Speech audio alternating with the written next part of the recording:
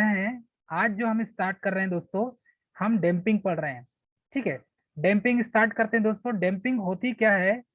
Damping एक ऐसी torque है जो इलेक्ट्रिकल इंस्ट्रूमेंट में यूज की जाती है। तो विद्युतीय उपकरण में पॉइंटर को स्थिर करने के लिए, पॉइंटर को रोकने के लिए हम डैम्पिंग टॉर्क का यूज करते हैं। तो डैम्पिंग जो टॉर्क है ये क्या करता है? पॉइंटर को, अर्थात कि सुई को, या ये बोल सकते हैं आप, ये जो ये जो पॉइंटर दिख रहा है आपको, यहाँ पर देखने में आपको ये पॉइंटर जो दिख रहा है, ये पॉइंटर को हम क्या करेंगे? स्थिर करना है हमें। तो ये जो पॉइंटर आपको दिख रहा होगा, इस पॉइंटर को हमें स्थिर करने के लिए, स्टेबल करने के लिए हम क्या कर रहे हैं दोस्तों? इसको स्टेबल करने के लिए एक अलग से डैम्पिंग टॉर्क का यूज करते हैं। तो ये जो पॉइंटर है ऑसिलेशन करने लगता है, अर्थात दोलन करने लगता है जब किसी इलेक्ट्रिकल इंस्ट्रूमेंट से उसमें डिफ्लेक्टिंग टॉर्क और कंट्रोलिंग टॉर्क जब लगाया जाता है तो इसमें एक ऑसिलेशन की क्रिया होती है। डिफ्लेक्टिंग टॉर्क लगाते हैं जीरो से पॉइंटर जो है मूव करने के लिए। कंट्रोलिंग टॉर्क लगाते हैं अलग से हम, जिसे टीसी कहते हैं। कंट्रोलिंग टॉर्क हम अलग से लगाते हैं।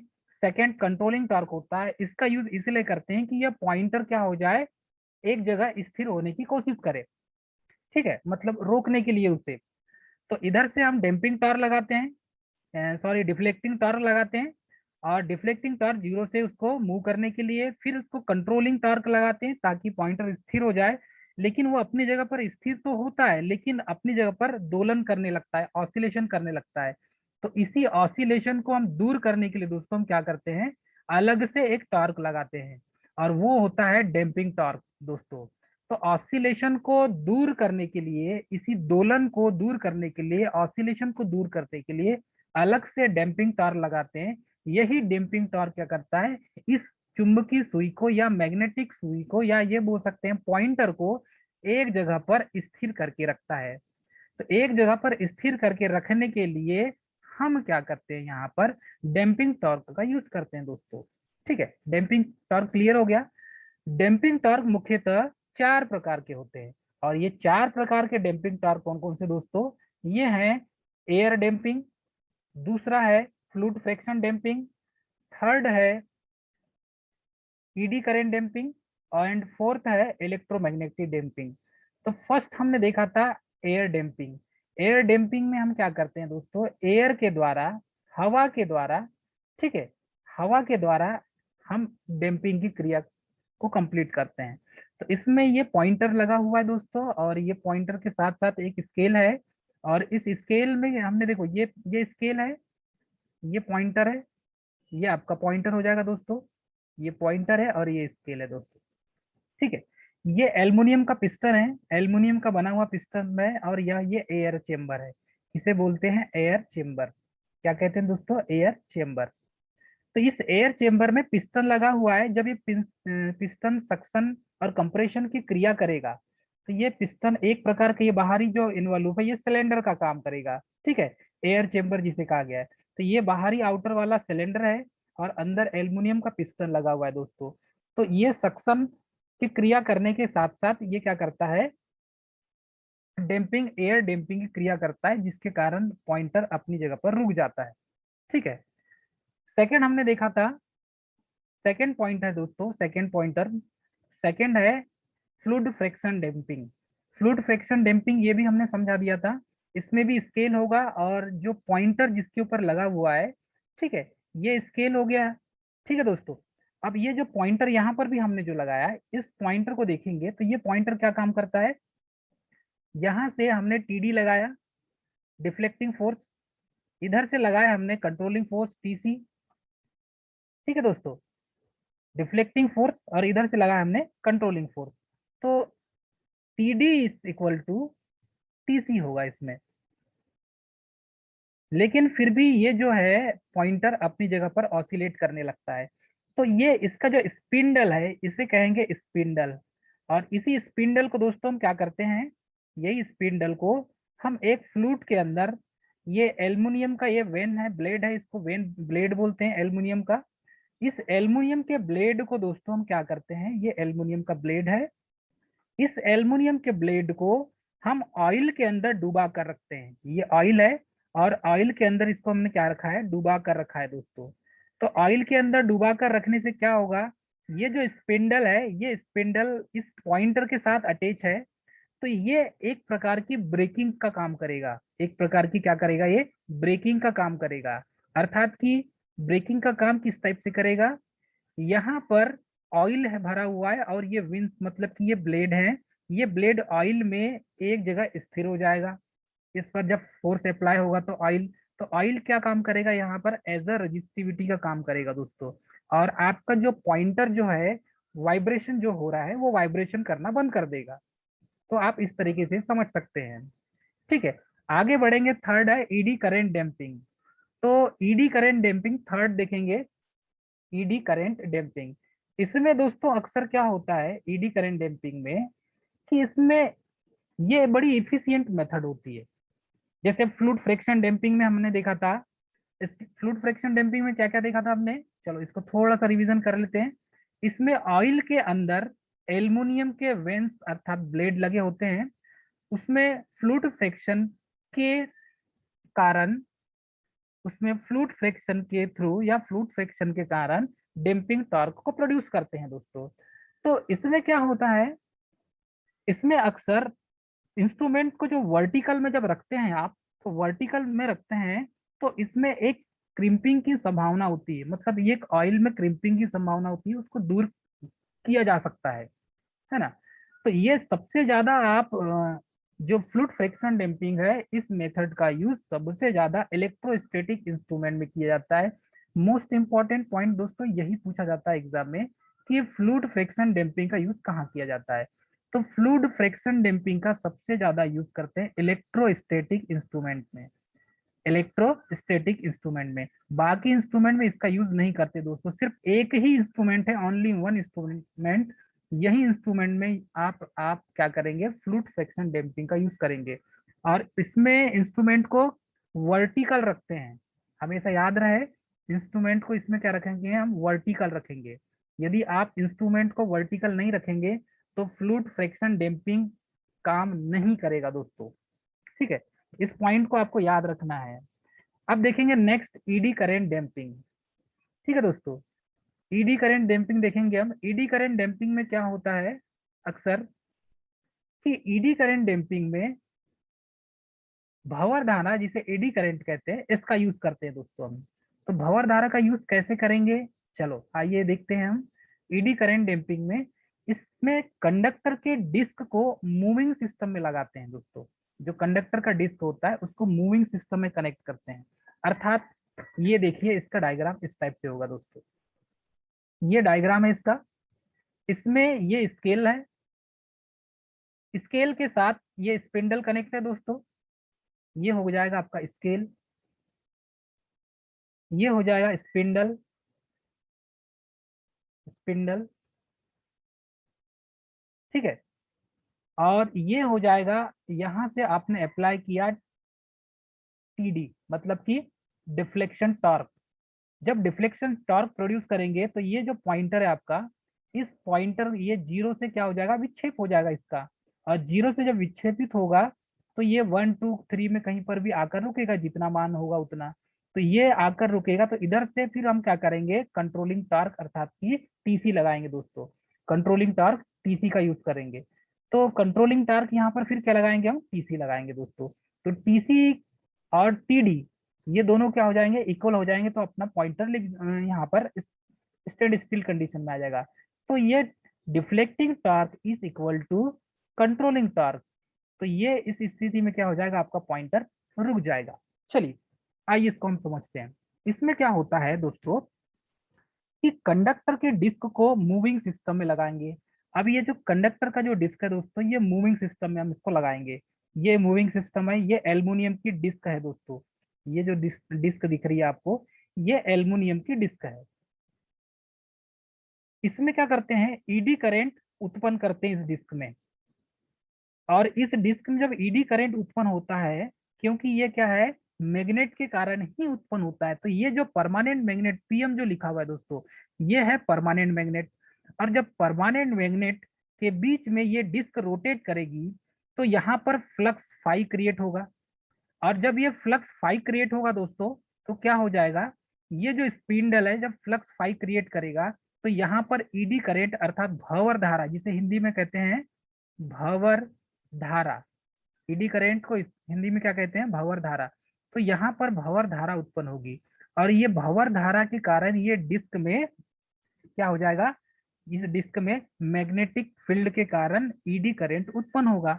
और ये ईडी करंट उत्पन्न होने के साथ साथ क्या हो जाएगा दोस्तों, जब कंडक्टर के डिस्क को मूविंग सिस्टम में लगाएंगे तब एक साइड में परमानेंट मैग्नेट को रखते हैं, तो ये एक साइड में हमने परमानेंट मैग्नेट को रख दिए। जब डिस्क ऑसिलेट करती है, मतलब डिस्क घूमने लगती है अपनी जगह पर, ऑसिलेट करने लगती है, तो मैग्नेट की जो फ्लक्स को काटती है। तो ये जो मैग्नेट की जो फ्लक्स होगी दोस्तों, ये जो परमानेंट मैग्नेट है, डिस्क घूमेगी तो इसकी फ्लक्स को काटेगी। तो फ्लक्स को काटने की वजह से इससे डिस्क में ईएमएफ इंड्यूस्ड होगा दोस्तों। और ईएमएफ के साथ साथ और क्या क्या इंड्यूस्ड होगा, ईएमएफ इंड्यूस तो होगा, साथ में ईडी करंट सर्कुलेट होगा इसमें। तो ईएमएफ इंड्यूस्ड होगा और साथ में ईडी करंट भी सर्कुलेट होगा। तो इसमें लेंज लॉ के अनुसार दोस्तों, यह करंट अपने इंड्यूस्ड होने के कारण का क्या करता है, अपोज करता है। तो यहाँ पर लेंज का नियम काम करेगा, फिर जिससे उत्पन्न हुआ है उसी का क्या करेगा, ये विरोध करेगा। तो विरोध करेगा तो यहाँ पर क्या हो जाएगी, अब रजिस्टिविटी प्रॉपर्टी क्रिएट हो जाएगी। विरोध करने का कारण तो वही है कि रजिस्टिविटी प्रॉपर्टी करना, उत्पन्न करना। तो लेंज के नियम के अनुसार यह करंट अपने इंड्यूस्ड होने के कारण का क्या करती है, अपोज करती है और डिस्क के ऑसिलेशन को कम कर देती है दोस्तों, मतलब डिस्क के ऑसिलेशन को रोक देती है। तो ये होता है ईडी करंट डैम्पिंग, इसी को कहते हैं ईडी करंट डैम्पिंग। तो लेंज के नियम के अनुसार यहाँ ईएमएफ जिससे उत्पन्न हुई है उसी का विरोध करती है और उसी विरोध के कारण यहाँ पर डिस्क की जो स्पीड है दोस्तों, ये कम हो जाती है। अर्थात कि लेंज के नियम के अनुसार हम क्या करते हैं, डिस्क के ऑसिलेशन को कम कर सकते हैं दोस्तों। तो इसी तरीके से ईडी करंट डैम्पिंग का हम यूज करते हैं दोस्तों। तो ये आई होप आपको समझ में आ गया होगा ईडी करंट डैम्पिंग क्या होता है। इस ये मेथड जो होती है ये वेरी इफिशियंट मेथड होती है दोस्तों, बहुत इफिशियंट इफेक्टिव मेथड होती है। ये जो मेथड है बहुत इफिशियंट मेथड होती है दोस्तों। इफिशियंट मेथड इसलिए होती है क्योंकि इसमें हमें कुछ नहीं करना है। हमने क्या किया, एक परमानेंट मैग्नेट लगा दिए, पॉइंटर है, ये पॉइंटर के बीच का थीटा एंगल ये बनेगा, यहाँ पर आपने टीडी लगा दिया, डिफ्लेक्टिंग टॉर्क, या जब आप इसको स्थिर करोगे तो टीसी लगाएंगे, ये लगा दिया आपने। उसके बाद आपको डैम्पिंग टॉर्क लगाना है, तो डैम्पिंग टॉर्क किससे लगाएंगे आप, डैम्पिंग टॉर्क आप जो यूज करेंगे ये करेंगे ईडी करंट डैम्पिंग का। तो ईडी करंट डैम्पिंग का यूज करने के लिए हमें क्या करना पड़ेगा, एक परमानेंट मैग्नेट लगाना पड़ेगा स्पिंडल के साथ और स्पिंडल में एक एल्युमिनियम की डिस्क लगाना पड़ेगा। जब ये परमानेंट मैग्नेट के बीच में ये डिस्क रोटेट करेगी तो यहाँ पर एक तो ईडी करंट उत्पन्न होगा, ठीक है दोस्तों, ईडी करंट उत्पन्न तो होगा ही, उसके साथ साथ यहाँ पर ईएमएफ भी जनरेट होगा। तो हमको मालूम है जब किसी चुंबकीय क्षेत्र में किसी एल्युमिनियम डिस्क को घुमाया जाता है तो यहाँ पर फ्लक्स कट होते हैं, फ्लक्स कट होने के साथ साथ उस डिस्क में क्या होगा, ईएमएफ उत्पन्न होगा और ईएमएफ के साथ साथ ईडी करंट उत्पन्न भी होगा। तो ये ईडी करंट, अब देखिए आप देखिए यहाँ पर अकॉर्डिंग टू लेंज के अनुसार जिससे ये ईएमएफ उत्पन्न हुई है उसी का विरोध करेगी। तो विरोध करेगी तो यहाँ पर रजिस्टिविटी प्रॉपर्टी क्रिएट हो जाएगी और यही रजिस्टिविटी प्रॉपर्टी के कारण ये डिस्क दोस्तों आप यहाँ पर क्या कर सकते हैं, ईडी करंट डैम्पिंग का यूज कर सकते हैं, अर्थात कि ईडी करंट डैम्पिंग उत्पन्न कर सकते हैं दोस्तों। इस तरीके से आप इसे समझ सकते हैं। नेक्स्ट पॉइंट है इलेक्ट्रोमैग्नेटिक डैम्पिंग। नेक्स्ट पॉइंट है इलेक्ट्रोमैग्नेटिक डैम्पिंग। तो आइए दोस्तों हम इलेक्ट्रोमैग्नेटिक डैम्पिंग देखेंगे क्या होता है इलेक्ट्रोमैग्नेटिक डैम्पिंग। तो इलेक्ट्रोमैग्नेटिक डैम्पिंग में गैल्वेनोमीटर क्लास के जितने भी इंस्ट्रूमेंट है इसमें यूज करते हैं।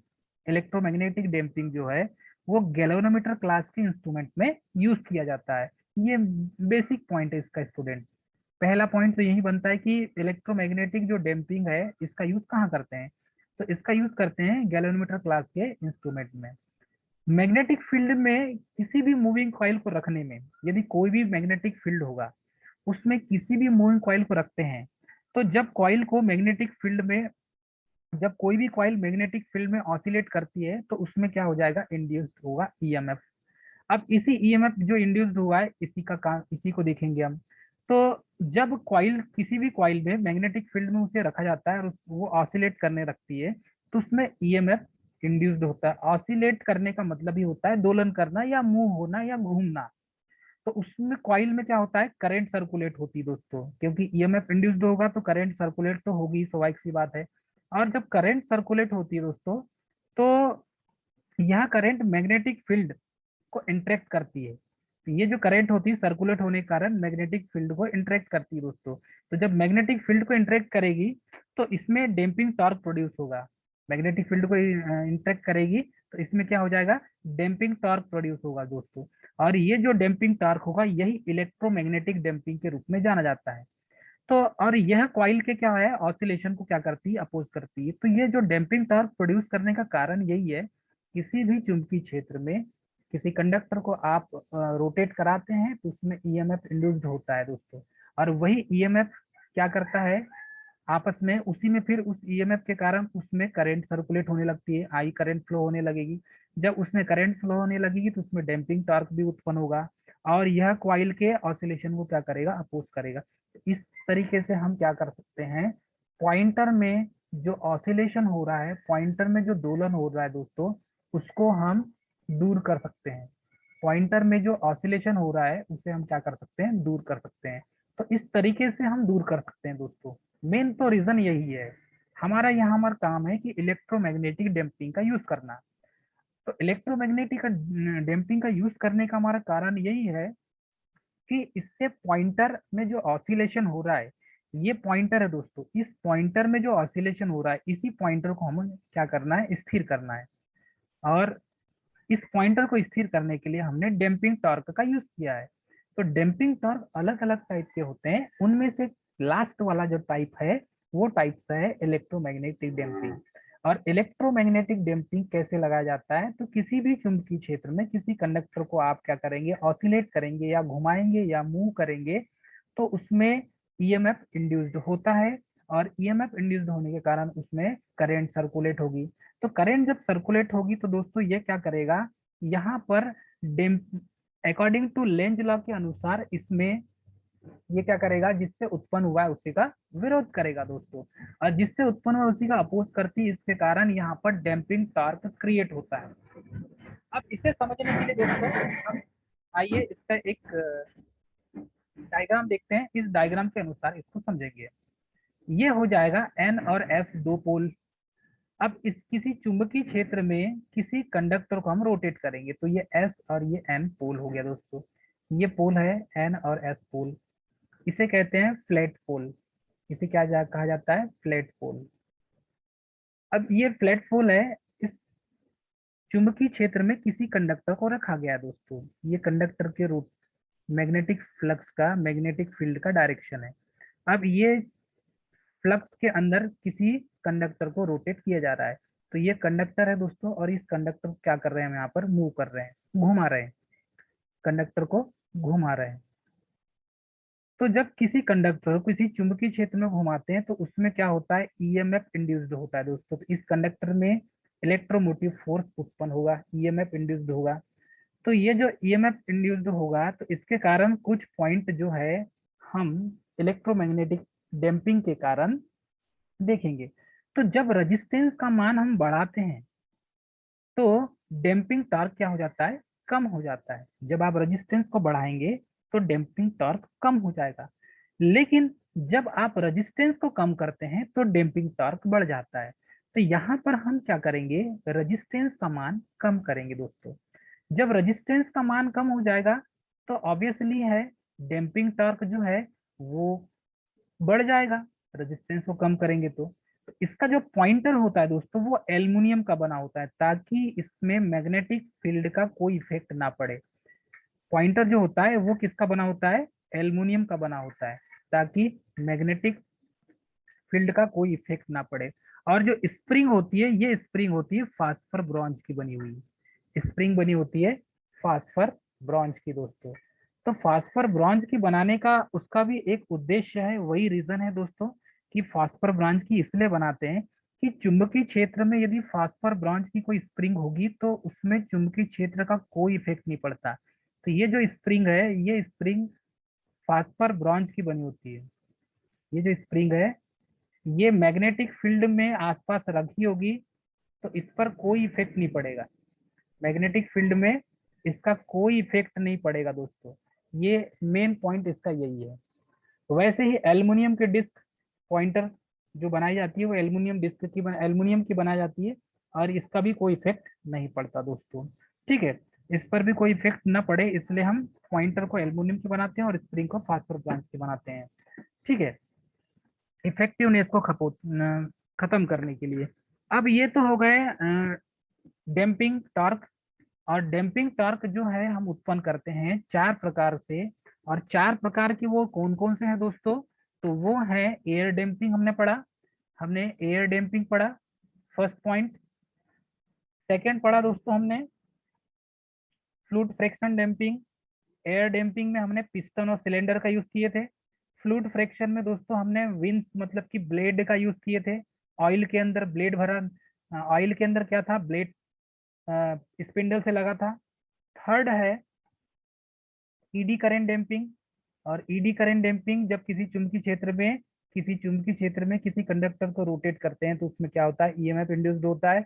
और ये जो ईएमएफ है लेंज के नियम के द्वारा जिससे उत्पन्न हुई उसी का अपोज करती है। उसके कारण हम यहाँ पर क्या करते हैं दोस्तों, ईडी करंट डैम्पिंग क्रिएट करते हैं। क्योंकि जब किसी मैग्नेटिक फील्ड में किसी कंडक्टर को रोटेट करा जाता है, घुमाया जाता है, तो उसमें ईएमएफ के साथ साथ डिस्क है तो डिस्क में ईडी करंट लॉस भी उत्पन्न होता है। तो वही eddy current loss eddy current damping के रूप में हम यहाँ पर यूज करते हैं दोस्तों। एक प्रकार की वो क्या होती है, रजिस्टिविटी होती है।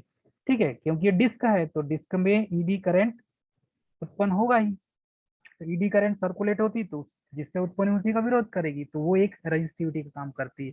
फोर्थ पॉइंट हमने देखा दोस्तों, फोर्थ पॉइंट है, फोर्थ पॉइंट में हमने देखा था इलेक्ट्रोमैग्नेटिक डैम्पिंग। तो इलेक्ट्रोमैग्नेटिक डैम्पिंग में भी हमने वही देखा कि किसी मैग्नेटिक फील्ड में दो चुंबकीय क्षेत्र है, चुंबकीय क्षेत्र के बीच में किसी कंडक्टर रोटेट कराते हैं तो उसमें इंडियम ईएमएफ इंड्यूस्ड होता है। और ये जिससे उत्पन्न हुआ है उसी को क्या करता है, उसी का अपोज करती है दोस्तों। तो यहाँ पर मैग्नेटिक जो कॉइल है उसमें जो करंट सर्कुलेट हो रही है वही करंट मैग्नेटिक फील्ड से इंटरेक्ट करती है, तो जिसके कारण डैम्पिंग टॉर्क प्रोड्यूस होता है दोस्तों। और ये ऑसिलेशन का क्या करती है, अपोज करती है। तो इस तरीके से हम इसे समझ सकते हैं दोस्तों। स्क्रीनशॉट ले लो और मुझे भेज देना है अभी आप तुरंत। अभी जितने 21 स्टूडेंट जुड़े हुए हैं, 20-21, तो स्क्रीनशॉट लेकर तुरंत मुझे अभी भेजेंगे। ठीक है, ताकि आपको देख रहे हैं सर वाच कर रहे हैं। ठीक है, मैं पहले सभी को बता दे रहा हूँ कि आज जो स्टूडेंट जितने कनेक्ट हुए हैं अभी उनका वो सर उनको वाच कर रहे हैं। मैं पहले बता दे रहा हूँ आपको, क्योंकि मैं लैपटॉप से कनेक्ट हूँ, मेरा मोबाइल सर यूज कर रहे हैं। ठीक है दोस्तों, मेरी एक आईडी से दो कनेक्ट हैं। चलिए सपोर्ट देखते हैं। अब इसमें सपोर्ट किस किस का यूज में सपोर्ट किया जाता है, तो सपोर्ट क्या क्या है ये देखेंगे दोस्तों।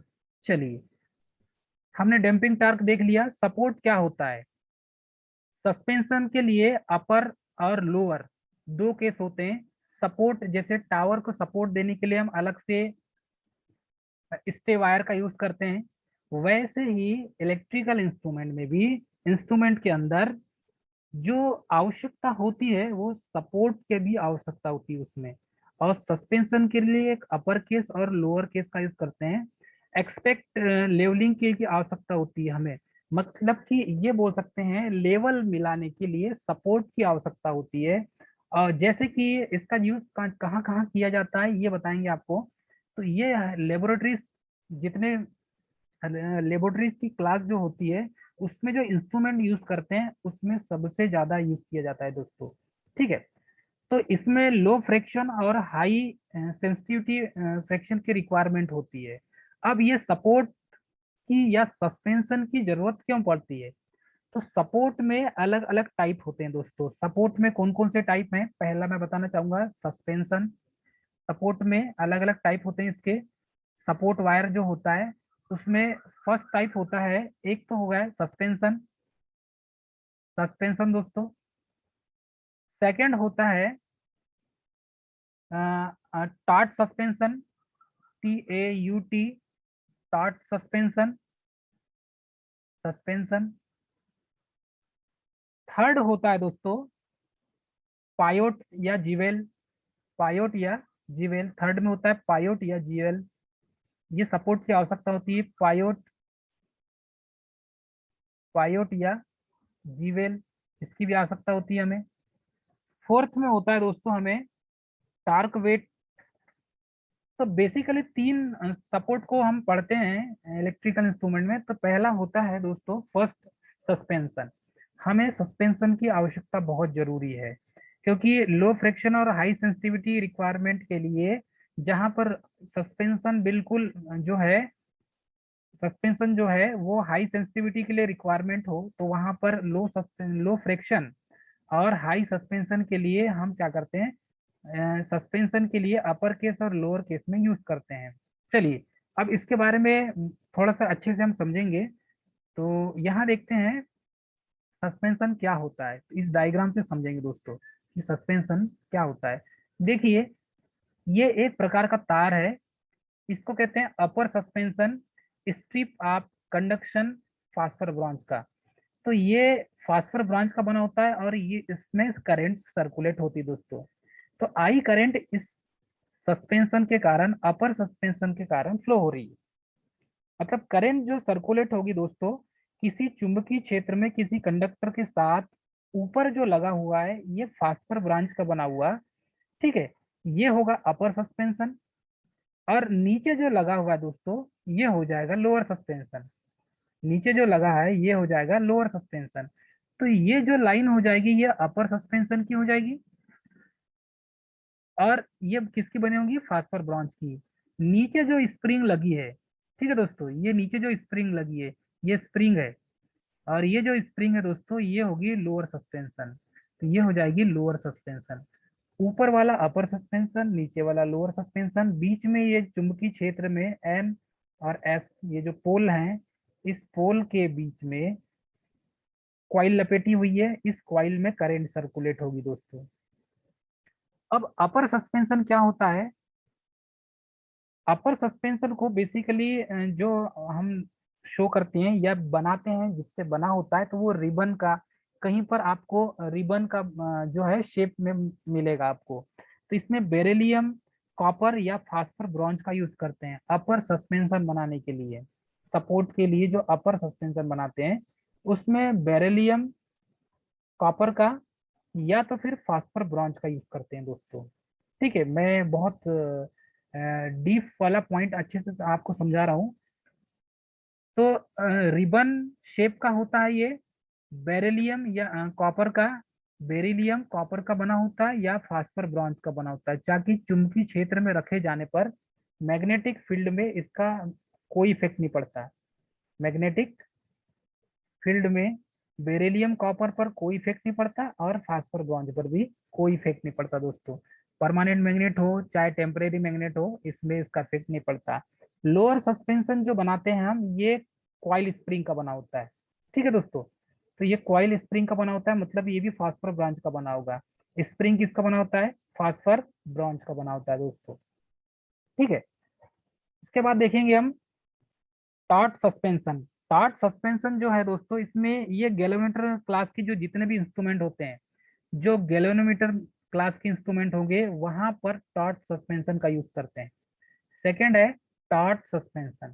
तो ये टॉर्क सस्पेंशन का यूज कहां पर करते हैं, जहां पर गैल्वेनोमीटर क्लास का इंस्ट्रूमेंट होगा। तो ये इंस्ट्रूमेंट जहां यूज करेंगे, ये जो उपकरण यूज करेंगे दोस्तों, जो गैल्वेनोमीटर यूज किया जाएगा जहां पर उस क्लास का, तो वहां पर हम करते हैं टॉर्क सस्पेंशन का यूज। ठीक है, टॉर्क सस्पेंशन का यूज कहाँ करेंगे, जहां पर गैल्वेनोमीटर क्लास का इंस्ट्रूमेंट यूज किया जाएगा। तो ये लो फ्रिक्शन होता है और हाई सेंसिटिविटी के लिए यूज करते हैं इसका यूज। टॉर्क सस्पेंशन का यूज लो फ्रिक्शन, कम घर्षण में, जहां पर घर्षण कम हो वहां पर, और हाई सेंसिटिविटी जो सुग्राहिता हो